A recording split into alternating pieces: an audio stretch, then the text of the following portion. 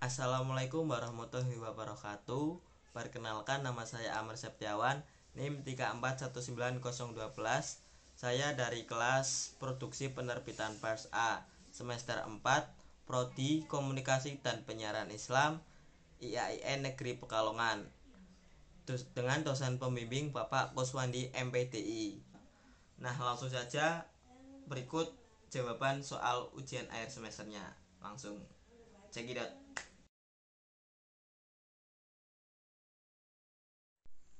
Nah, untuk soal yang nomor 1, dalam sebuah produksi penerbitan pers terdapat banyak jenis berita.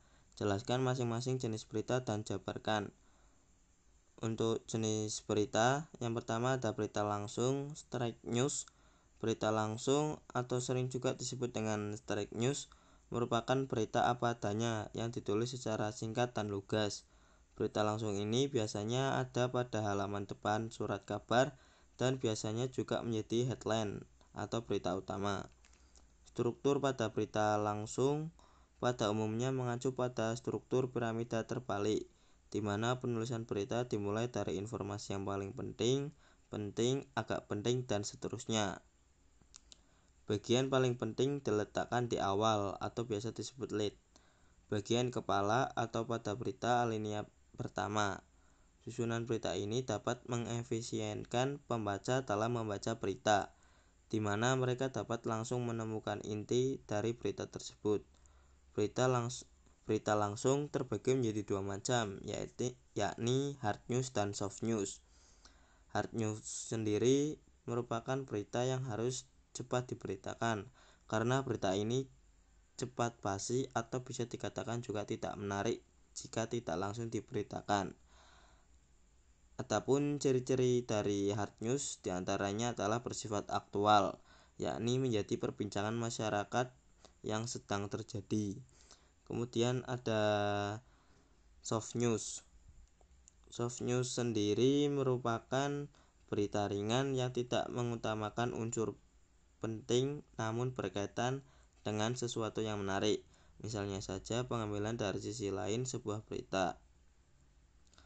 Kemudian yang berita kedua ada penggalian berita atau investigative news. Investigative news adalah berita yang diperoleh dari yang dikembangkan berdasarkan penelitian dan penyelidikan dari berbagai sumber.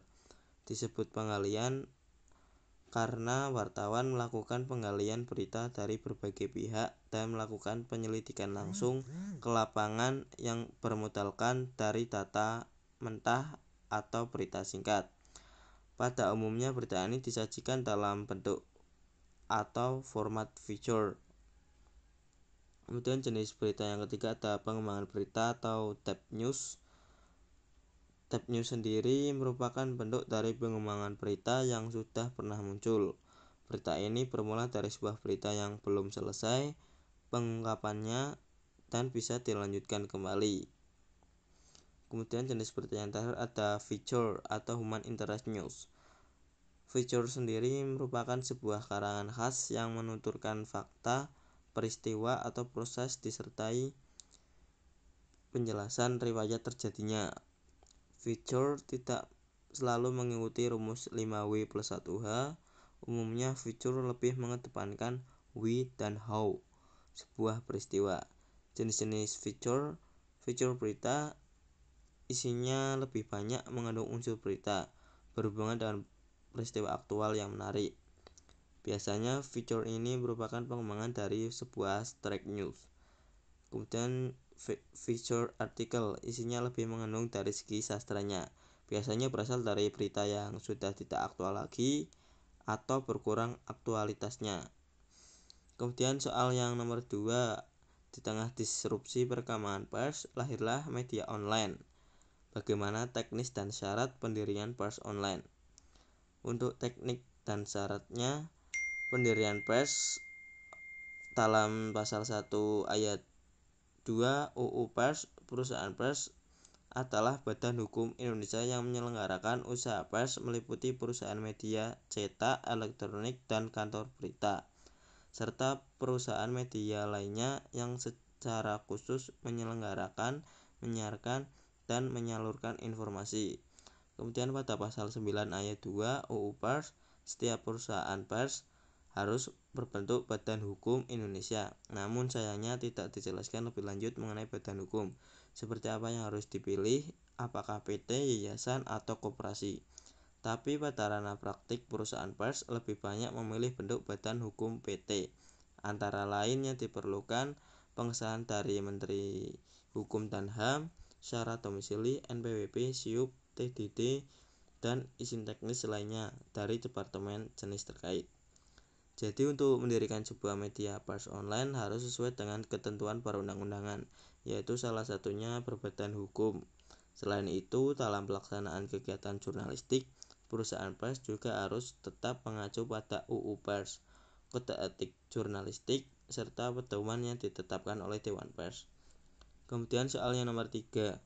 Setiap lembaga pers dipastikan terdapat rubrikasi, program maupun konten. Menurut Anda bagaimana merancang rubrikasi program atau konten yang baik? Untuk rubrikasi sendiri merupakan pengumpulan materi tulisan berdasarkan topik agar mempermudah pembaca mencari informasi yang dibutuhkan. Cara menyusunnya antara lain junjung tinggi visi dan misi serta rancangan. Kenali konsumen, media, serta kebutuhan dan keinginan. Pertimbangkan ketersediaan SDM dan kontribusi konten dari penulis non-redaksi. Harus juga diperhatikan tentang sumber data, narasumber, dan observasi. Pemahaman terhadap konten, kontinuitas, dan bentuk konten. Suara, teks, foto, video, atau grafis. Kemudian untuk soal nomor 4, apa yang Anda ketahui tentang konvergensi media? Berikut contoh model konvergensi sebuah media. Konvergensi media secara bahasa artinya bertemu di suatu tempat atau memusat. Konvergen artinya bersifat menuju satu titik pertemuan. Bersifat memusat, moving toward union or uniformity. Menyebut konvergensi merujuk pada sebuah perkawinan antara komputer dan telekomunikasi dengan bersatunya industri media dan telekomunikasi. Konvergensi pada umumnya berarti persimpangan antara media lama dan baru. Harry Jenkins menyatakan bahwa konvergensi adalah aliran konten di platform beberapa media, kerjasama antara industri beberapa media, dan perilaku migrasi khalayak media. Konvergensi media merupakan penggabungan maupun pengintegrasian media-media yang ada untuk kemudian digunakan dan diarahkan ke dalam satu titik tujuan.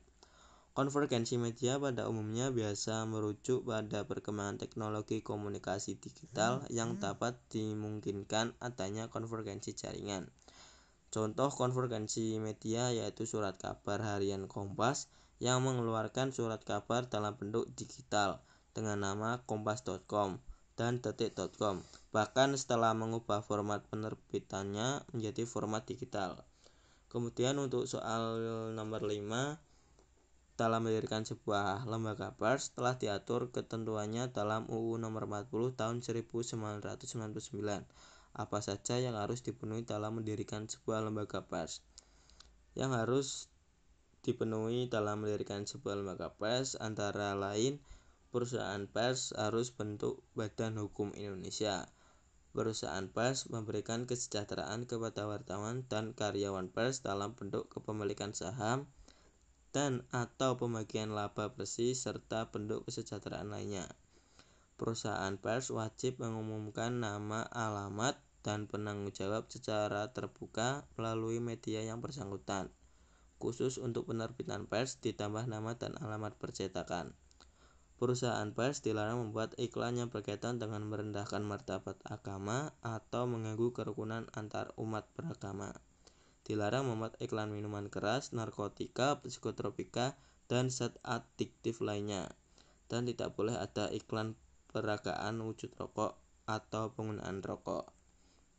Nah, dari beberapa yang saya sampaikan, itulah jawaban-jawaban soal ujian akhir semester mata kuliah produksi penerbitan pers. Demikian yang bisa saya sampaikan, kurang lebihnya mohon maaf. Apabila ada kata-kata yang salah maupun kurang, wassalamualaikum warahmatullahi wabarakatuh.